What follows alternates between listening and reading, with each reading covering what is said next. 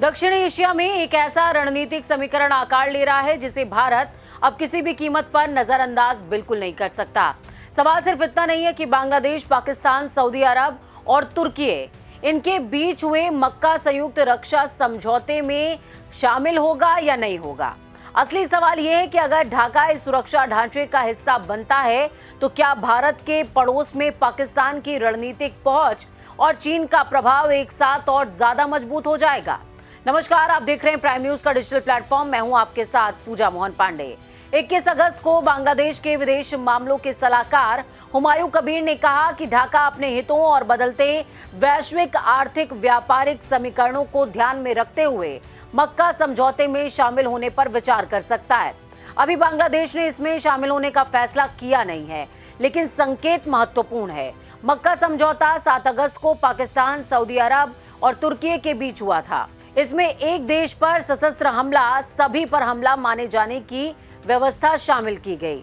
भारत की प्रतिक्रिया भी इसी वजह से बेहद नपीतुली है। नई दिल्ली ने कहा कि वो घटनाक्रम पर करीबी से नजर बनाए हुए है। ये सामान्य कूटनीतिक भाषा जरूर है, लेकिन इसके पीछे गंभीर रणनीतिक चिंता छिपी हुई है। आप पूछेंगे क्यों, तो उसका जवाब है क्योंकि तुर्की पहले ही पाकिस्तान के बेहद करीब आ चुका है। ऑपरेशन सिंदूर के दौरान पाकिस्तान को तुर्की मूल के ड्रोन और सैन्य सहयोग मिलने की रिपोर्ट सामने आई थी। कश्मीर के मुद्दे पर भी अंकारा का रुख कई मामलों पर पाकिस्तान के पक्ष के करीब रहा। ऐसे में अगर बांग्लादेश भी इसी सुरक्षा नेटवर्क में आता है तो भारत के सामने चुनौती केवल पाकिस्तान की सीमा तक सीमित नहीं रहेगी, बल्कि ये चुनौती बढ़ जाएगी। यहाँ चीन का फैक्टर और ज्यादा बड़ा हो जाता है। पाकिस्तान ने पिछले वर्षों में चीन के साथ अपनी रणनीतिक साझेदारी को लगातार मजबूत किया है। सीपीईसी, सैन्य सहयोग और हथियारों की आपूर्ति ने दोनों देशों के रिश्ते को सामान्य कूटनीतिक रिश्ते से आगे ले जाकर रणनीतिक साझेदारी में तब्दील किया। लेकिन पाकिस्तान की खासियत यह है कि वो चीन के करीब रहते हुए अमेरिका और पश्चिम के साथ भी संबंधों के रास्ते बंद नहीं कर रहा। 2020 में इस्लामाबाद ने अमेरिका के साथ आर्थिक और कूटनीतिक संपर्क बनाए रखे, जबकि चीन सबसे महत्वपूर्ण रणनीतिक साझेदारों में अभी भी बना हुआ है। यानी क्या? यानी पाकिस्तान की रणनीति साफ है। एक तरफ चीन, दूसरी तरफ अमेरिका और तीसरी तरफ सऊदी अरब, तुर्की जैसे साझेदार। इस पूरे समीकरण का केंद्र यानी कि सेंटर पाकिस्तान का अपना राष्ट्रहित। अब बांग्लादेश को देखिए। शेख हसीना सरकार के दौर में भारत बांग्लादेश रिश्ते बेहद करीबी थे। लगता था कि सब कुछ ठीक है, लेकिन 2024 के राजनीतिक बदलाव के बाद समीकरण बदले।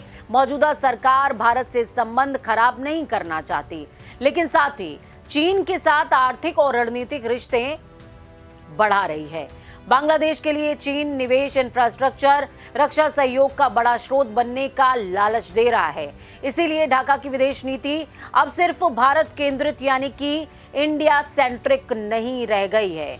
यही भारत के लिए सबसे बड़ा खतरा है। अगर एक तरफ पाकिस्तान चीन की दूरी है, दूसरी तरफ तुर्की पाकिस्तान की रणनीतिक साझेदारी है और इसी बीच बांग्लादेश पाकिस्तान तुर्की सऊदी सुरक्षा ढांचे में प्रवेश करता है, तो भारत के पूर्व और पश्चिम दोनों तरफ रणनीतिक दबाव बढ़ सकता है।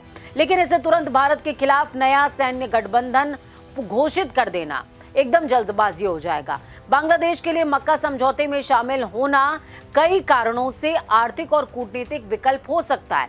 ढाका भारत और चीन दोनों से संबंध बनाए रखना चाहता है। इसीलिए भारत की चुनौती ये नहीं है कि बांग्लादेश को चीन या पाकिस्तान से दूर कर दे। चुनौती ये है कि भारत ऐसा माहौल बनाए जिसमें बांग्लादेश को अपने सुरक्षा और आर्थिक हितों के लिए भारत से दूरी बढ़ाने की जरूरत महसूस ही ना हो। और यही भारत जापान साझेदारी महत्वपूर्ण हो जाती है। 20 अगस्त 2026 को भारत और जापान ने समुद्री सुरक्षा सहयोग को मजबूत करने वाला समझौता किया। इसमें सूचनाओं के आदान प्रदान, ऑपरेशनल सहयोग और समुद्री सुरक्षा को बढ़ाने पर जोर है। दोनों देशों ने नौसैनिक जहाज निर्माण में संयुक्त सहयोग की संभावनाएं भी तलाशने पर सहमति जताई। लेकिन सवाल है, क्या सिर्फ समझौते काफी हैं? तो जवाब है इसका बिल्कुल नहीं, ये काफी नहीं है।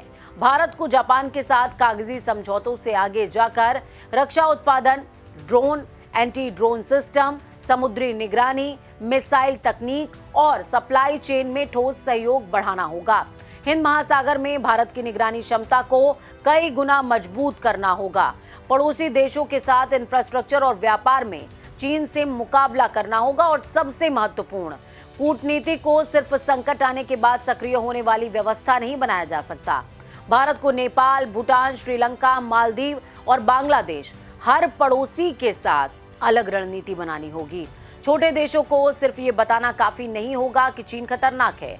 भारत को उन्हें ये दिखाना होगा कि भारत के साथ रहना उनके आर्थिक सुरक्षा हितों के लिए ज्यादा फायदेमंद है, क्योंकि आज दक्षिण एशिया में लड़ाई सिर्फ सीमाओं की नहीं है, ये बंदरगाहों की लड़ाई है, ये हथियारों की लड़ाई है, ये ड्रोन और डेटा की लड़ाई है, ये निवेश और इंफ्रास्ट्रक्चर की लड़ाई है और सबसे बढ़कर ये प्रभाव की लड़ाई है। मक्का समझौते में बांग्लादेश का शामिल होना अभी सिर्फ एक संभावना है, लेकिन ये संभावना भारत को एक बड़ा संकेत जरूर दे रही है।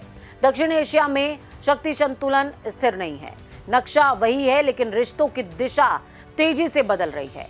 भारत के सामने अब विकल्प एकदम साफ है, या तो वो ये बदलते समीकरण को बैठकर देखे, या आर्थिक ताकत और सैन्य क्षमता साथ में आक्रामक कूटनीति के जरिए अपने पड़ोस में अपनी जगह फिर से मजबूत करे। क्योंकि पड़ोसी अगर बदल रहे हैं तो भारत की रणनीति भी बदलनी ही होगी, और यही एकमात्र विकल्प है। आज के इस एक्सप्लेनर में इतना ही। मुझे दीजिए इजाजत। मैं पूजा मोहन पांडे आज के लिए, अभी के लिए, इस टॉपिक के लिए साइनिंग ऑफ।